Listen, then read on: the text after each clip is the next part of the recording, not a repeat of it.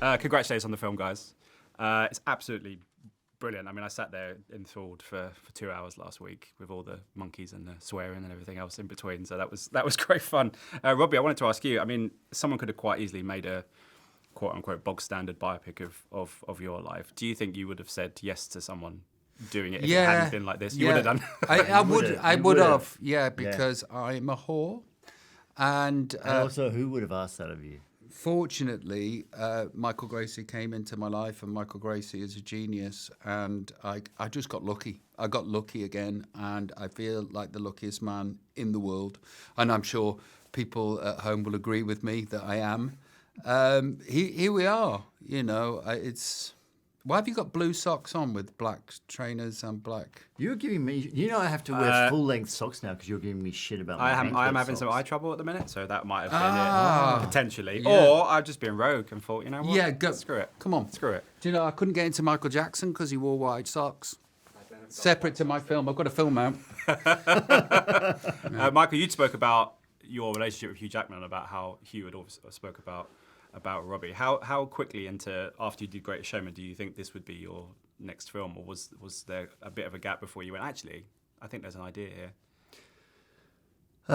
It was after talking with Rob and hearing some of his stories that I didn't actually initially think, oh, that's going to make a great film. I just thought Rob should really capture those stories while he still remembers all the details. So I just proposed the idea of, when I was in LA, that I would drop over and we would just record him telling his stories. Because the two things I love is I really love the stories themselves, but I really enjoy the way in which Rob delivers them, you know. And so that was sort of where it all began. And at some point during those recordings, I started chopping them up and started thinking about how it could possibly be a film. But my initial excitement was just to capture the stories. How quickly, in terms of... You've got beautiful eyes, by the way. Thank you. Yeah. Do people tell you that? No. They are doing me a Do you guys want me to leave? I can't hardly see at the minute, but... Thank you very much. I'll tell my mum. She said I've got lovely eyes. I wanted to ask you about Jonno, who obviously does a lot of the work in this, who's extraordinary in terms of him playing. Ridiculous. Because someone has to play you, but in this he's kind of semi-free from that in terms of that he's doing the CGI and all that kind of stuff. What were your impressions of him when you, and why did he, for you guys, was he the perfect person to do this? I think I love him. Yeah.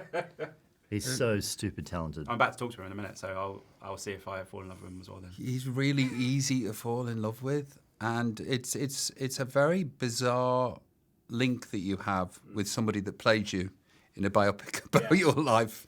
That I can't really explain what is happening, but there's now this link, and I suppose it's there forever now.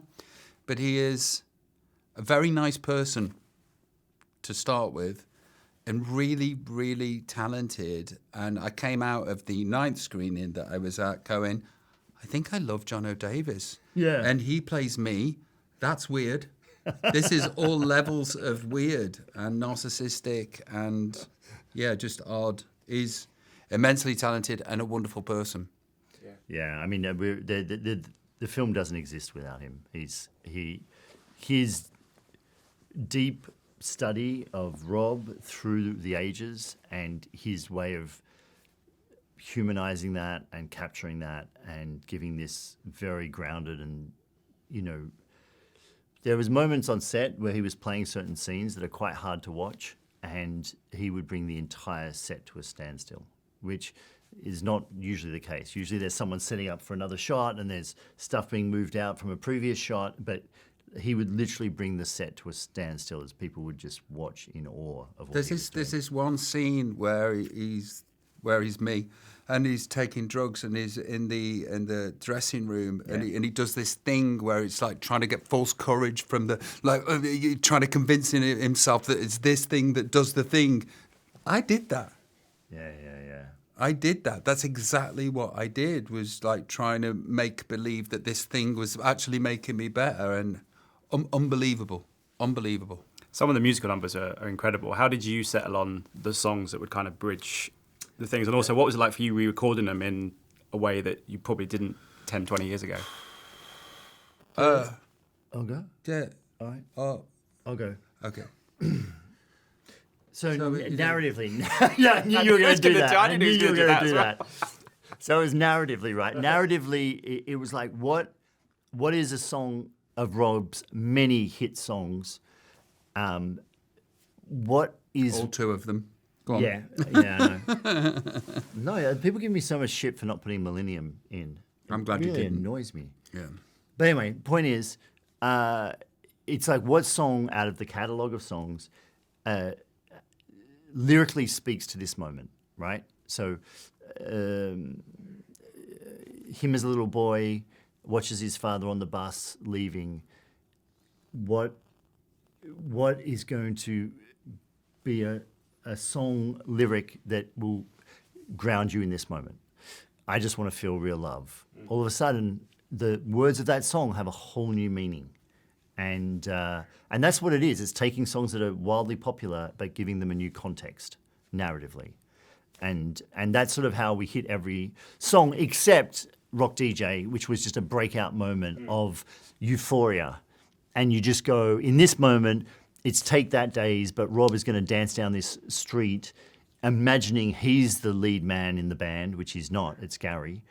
But in this moment, he thinks he's the lead, and they go from complete obscurity to every single person on the street chasing them, all in this one moment, right? This one musical moment of extreme fantasy. And so that is a sort of blank check to go, well, what's just a song that can just take you to that place? And Rock DJ made sense. It's a good song. My only criticism is there wasn't the Big Ange version of Oh, you Spurs fan? Yeah, because it's such a great thing. It really is. Have you met Ange? They called him? No, but my wife has. Oh, okay. She had the pleasure of sitting next to him while I was away. Got slightly jealous. Yeah, it does echo through the stadium now. Yeah, it's a great thing. I have to say. I'm so grateful. I'm so grateful. Did you see my thing that I did? Yeah, of course. Okay, yeah. Great. Yeah, Good. There's a charity single in there somewhere. Or if Spurs ever win something, I mean, like, for many reasons, I've got a soft spot for Spurs, and that somebody has taken something that I've done and it's now on the terraces warms my heart. And and I for many reasons, I want Big Ange to remain at the helm for years to come. Yeah, fingers crossed. I hope so. Guys, I really love the movie. Thank you so much for your time. Thank you. Yeah, great to meet you. Thank you so much. Ladies and gentlemen, you're watching Hey You Guys! Hey, you guys! Hey, you guys. Hey, that's what they all say. Hey, you guys!